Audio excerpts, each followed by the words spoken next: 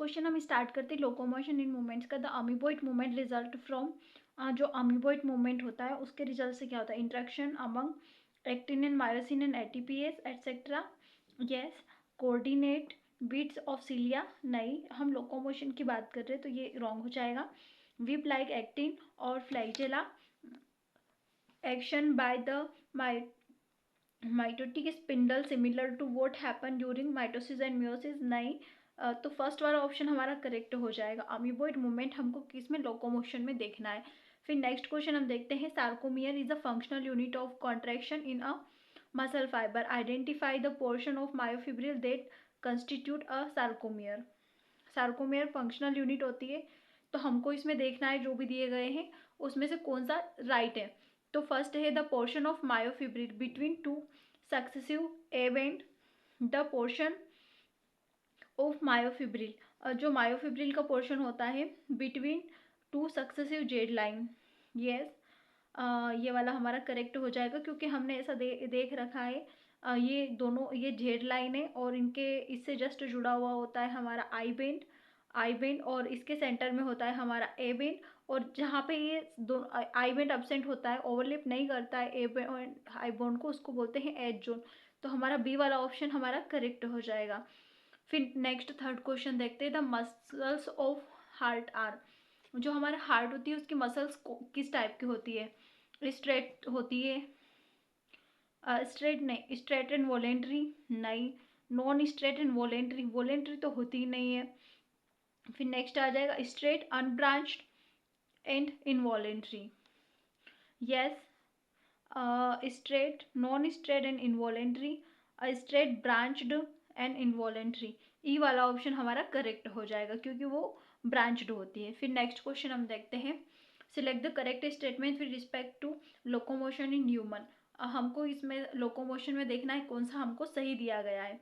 The ventral column has 10 thoracic vertebra, 10 नहीं 12 होती है, इसलिए ये वाला ऑप्शन गलत हो जाएगा। फिर नेक्स्ट देखते हैं, the joint between adjacent vertebra, fibrous नहीं, वो कार्टिलेजिनस जॉइंट होता है, इसलिए ये भी गलत है।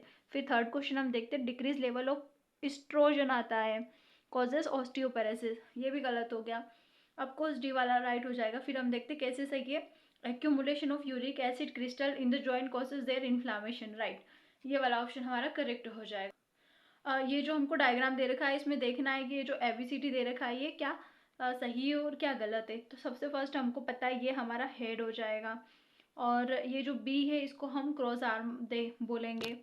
और फिर सी वाला हम देखेंगे, ये दोनों बाइंडिंग साइड होती है एटीपीस के लिए, तो एक्टिन बाइंडिंग साइड और ये एटीपी बाइंडिंग साइड हो जाएगी। तो हम देखते हैं एक्टिन नहीं, ये वाला ऑप्शन गलत हो जाएगा। ए वाला क्रॉस आर्म नहीं, हेड है, एटीपी ये भी गलत है। फिर हम देखते हैं ई वाला ऑप्शन हमारा करेक्ट हो जाएगा। फिर नेक्स्ट क्वेश्चन हम देखते हैं, सिलेक्ट द करेक्ट, इसमें से देखना है कि जो दे रखा है वो करेक्ट है। तो हमको पता है ये जो इरेगुलर टाइप के जो दिखते हैं इसको हम बोलते हैं ट्रोपोनिन, और ये एक ये इसको पूरा ओवरलैप करता है, इसको बोलते हैं ट्रोपोमायोसिन, और ये वाला है हमारा एफेक्टिन। तो एक ट्रोपोमायोसिन है, ये गलत है। बी वाला ट्रोपोनिन है, नहीं, उल्टा लिखा हुआ, ये भी गलत हो जाएगा। सी वाला F actin polymer of monomeric, G actin helically bounded to each other, yes, C वाला हमारा करेक्ट हो जाएगा। डी में तो कुछ दे ही नहीं रखा है। फिर नेक्स्ट क्वेश्चन हम देखते हैं, the H zone in skeletal muscle fibre is due to, जो एच जोन होता है, एच जोन कहाँ होता है? सबसे फर्स्ट हमने देखा है ये टू सक्सेसिव, ये हमारी जेड लाइन है, जेड लाइन से अटैच होता है हमारा आई बेंड, आई बेंड होता है, और आई बेंड होता है इसके बीच सेंटर में प्रेजेंट होता है हमारा ए बेंड, और जहाँ पे आई बेंड ओवरलेप नहीं करता है ए बेंड को, उसको हम बोलते हैं एच जोन। तो हम देखते हैं, the central gap between actin filamentous extended through myosin filamentous A bend, yes, ये वाला हमको करेक्ट है। फिर नेक्स्ट हम देखते हैं, extension of myosin filaments central portion, no, absence of, no, A वाला हमारा करेक्ट है क्योंकि हमको पता है कि क्या पूछा है। फिर नेक्स्ट क्वेश्चन हम देखते हैं, which of the following muscular disorder is inherited, inherited disease कौन है जो डीएनए से रिलेटेड होती है, इनहेरिटेंस बेस्ड होती है? मस्कुलर डिस्ट्रॉफी, जो कि हमको एनसीईआरटी में डायरेक्ट मेंशन की हुई टिटनी कैल्शियम वाली होती है। माइस्थेनिया ग्रेविस ये भी नहीं होती है। बोटुलिज्म ये भी नहीं होती है, तो हमारा सी वाला ऑप्शन हमारा करेक्ट हो जाएगा। फिर नेक्स्ट क्वेश्चन हम देखते हैं, myosin head separated from actin when.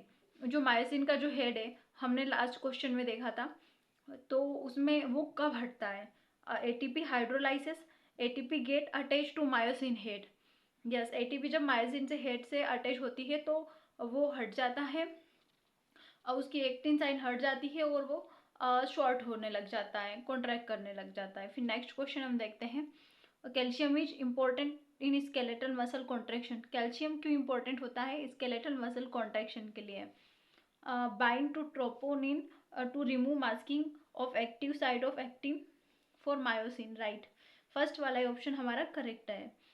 Activate of myosin ATP is binding to it, नहीं। Deattach the myosin head from the actin filamentous, no. Prevent the formation of the bond between the myosin cross bridge and actin filament, no. ये भी गलत हो जाएगा। हमारा next question, name of the ion responsible for unmasking to active site of myosin for cross bridge actively during muscle contraction. अभी हमने last question में देखा था कैल्शियम आयन इंपॉर्टेंट होता है। फिर नेक्स्ट क्वेश्चन देखते हैं, lack of the relaxation between successive stimuli sustain muscle contraction is known as. हमको पता है कि जो टिटनस एक डिजीज हो जाती है उसमें जो कॉन्ट्रैक्शन होता है ना मसल्स का, वो रुक जाता है, वो स्लो हो जाता, वो अफेक्ट होता है। लेक ऑफ रिलैक्सेशन इसकी वजह से कौन सी डिजीज से होता है? टिटनस की वजह से होता है।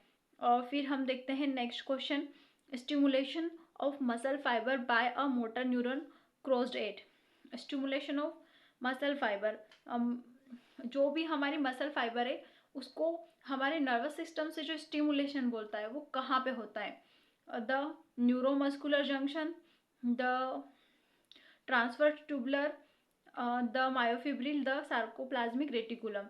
तो सबको ये तो सबको कॉमन सा क्वेश्चन है जो बन जाएगा, द न्यूरोमस्कुलर जंक्शन में होता है। फिर नेक्स्ट क्वेश्चन हम देखते हैं, choose the Rongli matched pair. इसमें से दे रखा है वो कौन सा गलत है? हम फिर से डायग्राम बनाएंगे, इसमें मेनली यही पूछा हुआ है। ये जो दो जेड लाइन है, जेड लाइन के से जस्ट अटैच होता है हमारा आई बेंड को ओवरलैप करता है हमारा ए बेंड, और जहाँ ओवरलैप नहीं कर पाता उसको बोलते हैं हम H zone. The portion of myofibril between two Z line sarcomere, right. Isotropic band actin होता है, एन आइसोट्रोपिन मायोसिन होता है। Central part of I band का जो सेंट्रल पार्ट होता है उसको एम लाइन नहीं एच जोन बोलते हैं। ये वाला हमारा रोंग हो जाएगा। Central part of H zone, yes, ये वाला करेक्ट हो जाएगा। फिर हम नेक्स्ट क्वेश्चन देखते हैं, myoglobin is present in. Myoglobin, haemoglobin heart में होता है, तो मायोग्लोबिन कहाँ होगा? मसल से रिलेटेड है, इसकी टर्मिनोलॉजी ही समझ में आ रही है, इसलिए हमारा सी वाला ऑप्शन हमारा करेक्ट हो जाएगा। फिर नेक्स्ट क्वेश्चन हम देखते हैं, during muscle contraction in humans the. जब ह्यूमंस में मसल कॉन्ट्रेक्शन होता है तब क्या होता है? Sarcomere does not shorten, yes, वो शॉर्ट नहीं होती है, वो कॉन्ट्रैक्ट करती है। A band remain same, A H I band shorten, actin filaments shorten. A band remain same होता है, बस वो ऐसे ओवरलैप करता है, इसका मतलब ये नहीं है कि वो शॉर्ट हो गया है। फिर नेक्स्ट क्वेश्चन हम देखते हैं, सिलेक्ट द करेक्ट ऑप्शन। ये जो दे रखे हैं इनमें से कौन सा करेक्ट है? There are 7 pair of vertebrosternal, 3 pair vertebrochondral और 2 pair of vertebral ribs. Yes, ये वाला हमारा करेक्ट हो जाएगा। इसका मतलब 12 रिब्स होती है, उसमें जो 7 पेयर होती है वो बोथ साइड कनेक्ट होती है, वेंट्रली वो स्टर्नम से कनेक्ट होती है, डोर्सली वो रिब से कनेक्टेड होती है। लेकिन 7, 8, 9 ये जो 3 पेयर होते हैं ना, ये वाले फ्लोटिंग रिब्स होती है। ये पीछे से तो वर्टिब्रल कॉलम से अटैच होती है, लेकिन वो 7th रिब से अटैच हो जाती है, आगे स्टर्नम से अटैच नहीं होती है। और जो 11th और 12th पेयर होती है वो रिब से कनेक्टेड होती है, वो उसको फॉल्स फ्लोटिंग रिब्स बोलते हैं। 8, 9, 10 पेयर रिब्स डायरेक्टली नहीं होती है, ये अभी हमने देखा था। 11th and 12th pair connected, वो किसी से भी कनेक्ट नहीं होती है। ईच रिब फ्लैट थीन कनेक्ट डोर्सली, सब भी कनेक्ट नहीं होते, इसलिए ये भी हमारा रोंग हो जाएगा। फिर हम नेक्स्ट क्वेश्चन देखते हैं, total number of bones in hind limb of man. जो भी हमारे हाइंड लिम्ब होता है उसमें 30 बोन्स होती है। फिर नेक्स्ट क्वेश्चन हम देखते हैं, out of x pair of ribs in human only 7 pair of true ribs. X pair of ribs मतलब 12 पेयर रिब्स होती है, उसमें जो 7 पेयर होती है ना वही हमारी ट्रू रिब्स होती है। अब हम इसका ऑप्शन देखेंगे। अभी हमने देखा था जो एक्स वाला था वो 12 और वाई वाला हमारा 7 आएगा, बाकी कोई ऑप्शन भी नहीं है, तो डी वाला ऑप्शन हम मार्क कर देंगे। फिर हम नेक्स्ट क्वेश्चन देखते हैं। Which of the following is not functional of skeletal system. Skeletal function का स्केलेटल सिस्टम में कौन फंक्शन नहीं है? प्रोडक्शन ऑफ बॉडी हीट, नहीं ऐसा तो कुछ भी नहीं होता है। लोकोमोशन होता है उससे। Production of erythrocyte, yes RBC तो बोन में ही बनता है। फिर नेक्स्ट क्वेश्चन हम देखते हैं स्टोरेज ऑफ मिनरल्स, यस ये भी होता है। फिर नेक्स्ट क्वेश्चन हम देखते हैं which of the following bones does not articulate with any other bone. हमारी बॉडी में ओनली एक हायोइड बोन होती है, वो किसी भी बोन से आर्टिकुलेट नहीं होती है। ये एक डायरेक्ट फॉरवर्ड क्वेश्चन है जो एनसीईआरटी में लिखा हुआ है। फिर नेक्स्ट हम देखते हैं an acromion process it characteristically found in the acromial process. Acromial process कहाँ पे होता है? पेल्विक गर्डन, पेक्टोरल गर्डन में होता है, तो हमारा डी वाला ऑप्शन करेक्ट हो जाएगा। फिर नेक्स्ट हम देखते हैं नेक्स्ट क्वेश्चन।